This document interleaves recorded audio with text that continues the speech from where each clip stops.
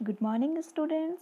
आज हम बात करने वाले हैं जूल के नियम के बारे में, जिसे हम जूल का नियम या जूल का प्रयोग डेली upon del V at constant T का मापन भी कहते हैं।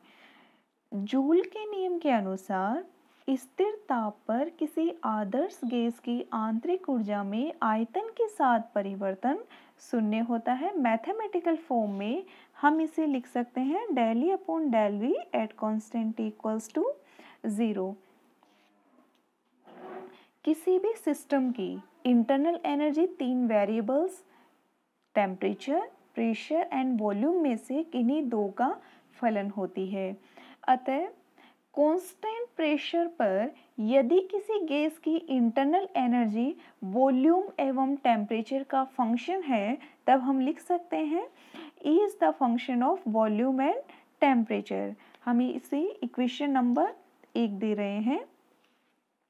सिस्टम के टेम्परेचर तथा वॉल्यूम में अनंत सूक्ष्म परिवर्तन के फलस्वरूप इसकी इंटरनल एनर्जी में परिवर्तन को हम निम्न समीकरण द्वारा लिख सकते हैं। यहाँ पर जो E इंटरनल एनर्जी है वो एक अवस्था फलन है। अतः हम समीकरण 1 का पूर्ण अवकलन करें तो हमें इक्वेशन नंबर 2 मिलेगी, जिसमें D equals to del E upon del T at constant V dt plus del E upon del V at constant T dv। हम इसे इक्वेशन नंबर 2 दे रहे हैं। समीकरण 2 का प्रथम पद स्थिर आयतन पर तंत्र द्वारा बाउंड्री से ग्रहण की गई ऊष्मा इसकी इंटरनल एनर्जी में अनंत सूक्ष्म परिवर्तन के लिए उत्तरदायी है, और ऊष्मा के इस यथार्थ मान को सिस्टम की स्थिर आयतन पर ऊष्माधारिता heat capacity at constant volume CV कहा जाता है। हम इक्वेशन नंबर 2 को रिड्यूस करके लिख सकते हैं, जिसमें del E upon del T at constant V जो कि CV है स्थिर आयतन पर ऊष्माधारिता। देन हमें इक्वेशन नंबर 3 मिलेगी, जिसमें हमने CV की वैल्यू पुट कर दी है। अब इक्वेशन 3 के प्रथम पद CVDT का मान तो ज्ञात किया जा सकता है, परंतु द्वितीय पद के निर्धारण के लिए जूल की प्रायोगिक विधि काम में ली जाती है। अब हम पहले जूल के प्रयोग का प्रायोगिक प्रदर्शन देख लेते हैं। इसके लिए हमें पहले इस उपकरण को समझना होगा। जूल के उपकरण में जैसा कि आप चित्र में देख रहे हैं, इसमें 2 बल्ब लगाए गए हैं A और B, और इन दोनों बल्ब को क्रमशः A व B इन्हें स्टॉप कॉक C से जोड़ दिया है। अब बल्ब A में कोई भी गैस भर दी जाती है, जबकि बल्ब B को निर्वातित अवस्था में रखा जाता है। हम इस उपकरण को स्थिर ताप पर, हमें टेम्परेचर को कांस्टेंट रखना है। स्थिर ताप पर हम इसे जल से भरे हुए एक पात्र में रख देंगे, और पात्र में एक स्टील विलोडक लगा दिया जाता है और एक थर्मामीटर लगा दिया जाता है, जिसकी सहायता से पात्र में उपस्थित जो बल्ब हैं उनमें तापीय साम्य स्थापित किया जाता है, और साथ ही जो पात्र है इसका तापमान भी स्थिर रखा जाता है। अब हम जैसे ही गैस के बल्ब A से बल्ब B में एक समान प्रसार होने के लिए इस वाल्व C को खोलेंगे, तो विलोडक की सहायता से पुनः तापीय साम्य स्थापित कर लिया जाएगा। गैसीय प्रसार के पूर्व व बाद में साम्य स्थापित होने के पश्चात हम थर्मामीटर से टेम्परेचर नोट कर लेंगे। जूल के अनुसार दोनों तापमान के प्रेक्षित मानों में कोई अंतर नहीं आता, अर्थात ये जो dt है इसका मान 0 है, क्योंकि समतापीय प्रसार किया गया है, टेम्परेचर कांस्टेंट रखा गया है।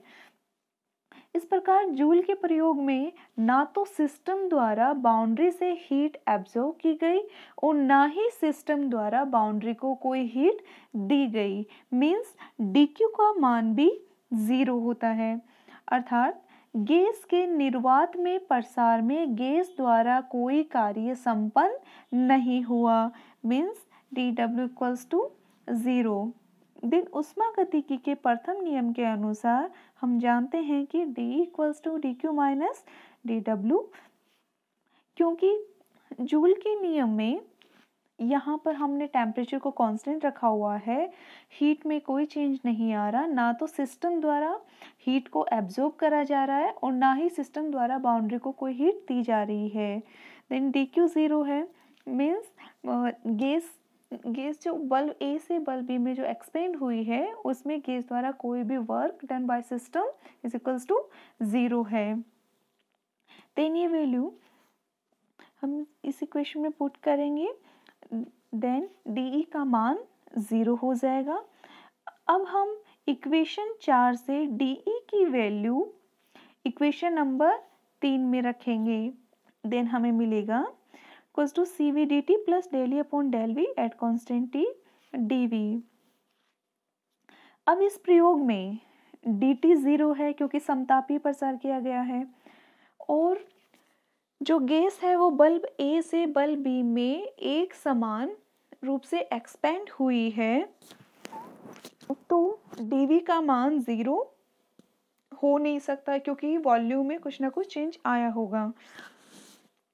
और CV जो ऊष्माधारिता है, स्थिर आयतन पर ऊष्माधारिता, वो भी 0 नहीं है।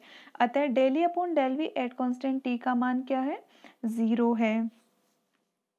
देन हम इसे इक्वेशन नंबर 5 दे देंगे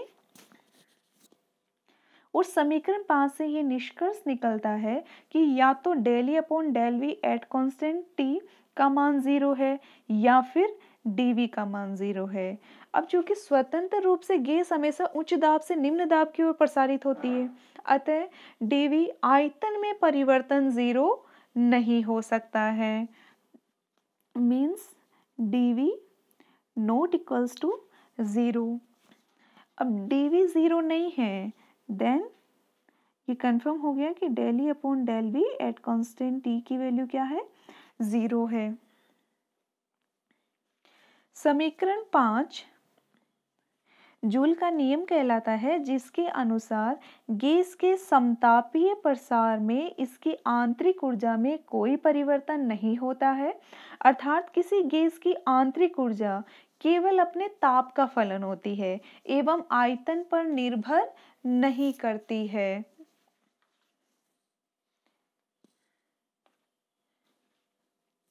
del E upon del V at constant T स्थिर ताप पर आयतन में वृद्धि के साथ हुई आंतरिक ऊर्जा में वृद्धि की माप है, अर्थात यह पद पदार्थ के अणुओं के पारस्परिक आकर्षण बल की माप है। जो कि आदर्श गैस के अणुओं में परस्पर आकर्षण बल जो होते हैं वो नगण्य माने गए हैं, जिसके फलस्वरूप बाउंड्री द्वारा दी गई जो हीट है वो पूर्णतः प्रसार कार्य में प्रयुक्त हो जाती है। अतः जूल का नियम केवल आदर्श गैसों के लिए ही वैध होता है जिसमें अणुओं के मध्य आकर्षण बल तथा आंतरिक दाब को शून्य होता है। इसलिए 4 आइडियल गैस हम जूल के लॉ को एप्लीकेबल कर सकते हैं, जिसमें इसका मान 0 है। जबकि जो नॉन आइडियल गैसेस है उनके लिए del E upon del V at constant T की वैल्यू 0 नहीं होती है, जबकि इसकी वैल्यू हमेशा 0 से ज़्यादा अर्थात पॉजिटिव होती है, क्योंकि जो वास्तविक गैसें हैं रियल गैसेस के अणुओं में आकर्षण बल होता है। अतः जूल के प्रयोग द्वारा सूक्ष्म ताप परिवर्तन के फलस्वरूप बाउंड्री द्वारा दी गई ऊष्मा प्रसार कार्य के अलावा आंतरिक आकर्षण बल को कम करने में भी काम आ जाती है। अतः जो रियल गैसेस हैं उनके लिए del E upon del V at constant T ज्ञात करने के लिए हम जूल गुणांक जूल कोफिशिएंट को काम में लेते हैं। तो वास्तविक गैसों के लिए जो वैल्यू काम में लेनी है new G equals to del E upon del V at constant T, जिसे हम जूल गुणांक जूल कोफिशिएंट कहते हैं और इसके बारे में हम नेक्स्ट लेक्चर में बात करेंगे। Thank you.